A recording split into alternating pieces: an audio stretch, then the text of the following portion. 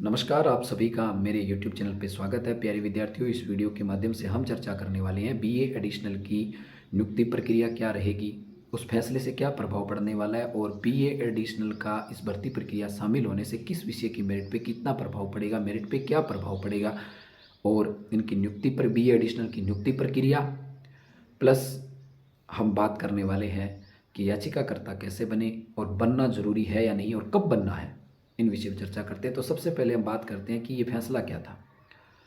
ये फैसला ये था प्यारे विद्यार्थियों कि माननीय हाईकोर्ट ने ये कहा कि बीए एडिशनल डिग्री धारक है उनको इस भर्ती प्रक्रिया से बाहर ना रखा जाए। उनका फॉर्म अप्लाई किया गया है तो उनको भर्ती प्रक्रिया में भी शामिल किया जाए। अब इसका मतलब ये हुआ कि हो सकता है पहले आपका इस फैसले से पहले आपका परिणाम ही घोषित नहीं होता, आपका परिणाम बंद लिफाफे में रखा जाता, आप इस भर्ती प्रक्रिया में शामिल नहीं होते और तब तक नहीं होते जब तक माननीय सुप्रीम कोर्ट का फैसला नहीं आता। लेकिन अब माननीय सुप्रीम कोर्ट के फैसले आने से पहले ही यदि रिजल्ट आ जाता है, नियुक्ति प्रक्रिया प्रारंभ हो जाती है, तो आपको भी नियुक्ति दी जाएगी।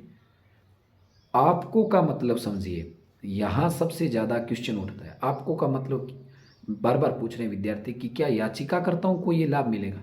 तो जो आदेश मैंने देखा, याचिकाकर्ता से भी मेरी बात हुई, उस हिसाब से तो यही लगता है कि बिल्कुल ये जो है ये याचिकाकर्ताओं को ही लाभ मिलने वाला है। अब आपके जहन में ये सवाल उठ रहा होगा तो फिर तो याचिकाकर्ता बनना जरूरी है। तो प्यारे विद्यार्थियों, याचिकाकर्ता बनना जरूरी है या नहीं जरूरी है ये आप पे डिपेंड करता है। लेकिन मेरा आपसे एक सुझाव है, आप माने या ना माने ये आपका सविवेक है।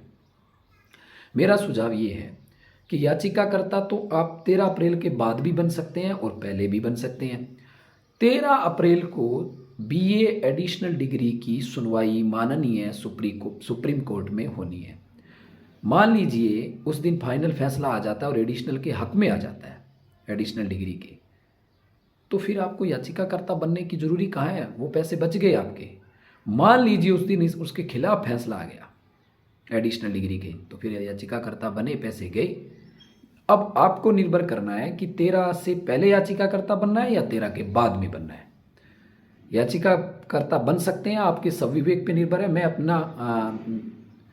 मैंने अपना एक सुझाव रखा है। बाकी याचिका का ये जो फैसला आया था ये बिल्कुल याचिकाकर्ता के लिए ही आया था। लेकिन मेरा ये भी मानना है कि जब भर्ती प्रक्रिया शुरू होगी तो मुझे ऐसा लगता है कि गैर याचिकाकर्ताओं को भी इसमें शामिल कर लिया जाएगा। आगे ये होगा अवश्य ही, लेकिन ये एक अनुमान है, आप इस अनुमान पर निर्भर न रहें। अब हम बात करते हैं कि भर्ती प्रक्रिया में इनकी ज्वाइनिंग की प्रक्रिया क्या रहेगी। तो ज्वाइनिंग की प्रक्रिया स्पष्ट है, स्टाम्प लिया जाएगा आपसे। स्टाम्प में जो स्टाम्प लिया जाएगा उसमें यही होगा कि आपकी जो नियुक्ति है वो माननीय सुप्रीम कोर्ट के फैसले के अधीनस्थ है, यानी उस फैसले के अनुसार रहेगी। यदि सुप्रीम कोर्ट का फैसला आता है कि एडिशनल इन नहीं है तो आप इन नहीं होंगे, और यदि है तो फिर आप वैलिड रहेंगे।